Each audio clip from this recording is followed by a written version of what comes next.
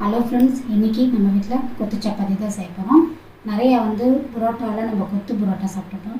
இன்றைக்கி நம்ம கொத்து சப்பாத்தி தான் சாப்பிட போகிறோம். ஈஸியாக எப்படி செய்யலாம் அப்படின்ட்டு தான் பார்க்கலாம். இப்போது இந்த சப்பாத்தியெல்லாம் இப்போ நம்ம பீஸ் போட்டு கட் பண்ணி எடுத்துக்கலாம். கரெக்டான சைஸில் நம்ம கட் பண்ணி எடுத்துக்கலாம். நம்ம எண்ணெய் ஊற்றிக்கலாம். எண்ணெய் கொஞ்சம் ஜாஸ்தியாகவே சேர்த்துக்கோங்க. ஏன்னா சப்பாத்தி எண்ணெய் நல்லா உறிஞ்சிடும். சாப்பாக நறுக்கி வச்ச இந்த ஆனியனை சேர்த்துக்குவோம். நான் 2 வெங்காயத்தை இந்த மாதிரி பொடிசாக நறுக்கி எடுத்து வச்சுருக்கேன். பெரிய வெங்காயத்தில் பாதி வெங்காயத்தை நம்ம ஃப்ரைட் ரைஸ்க்குள்ளே சேர்ப்போம் பார்த்திங்கன்னா, அந்த மாதிரி சைஸில் நம்ம கட் பண்ணி எடுத்து வச்சுருக்கோம். அதுவுமே இதில் சேர்த்துக்கலாம். கூடவே ஒரு குடமிளகா அதுவுமே இந்த சைஸில் கட் பண்ணி எடுத்து வச்சுருக்கோம். அதுவுமே இதில் சேர்த்துக்கலாம். பச்சை மிளகாய் எடுத்துருக்கேன். அதுவுமே இதில் சேர்த்துக்கலாம்.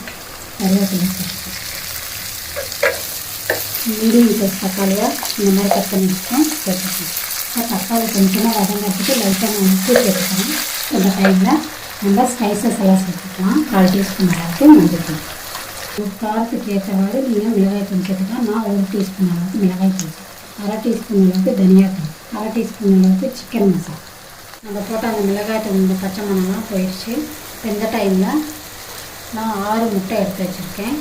இந்த 6 முட்டையை நம்ம இது கூட சேர்த்துக்குவோம். உங்கள் வீட்டில் எத்தனை பேர் இருக்கீங்களோ நீங்கள் அந்த அளவுக்கு நீங்கள் முட்டையை சேர்த்துக்கோங்க.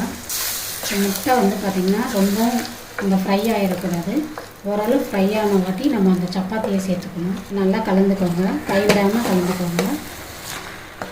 இப்போ நம்மளோட கொத்து சப்பாத்தி சூப்பராக தயாராகிடுச்சு. இப்போ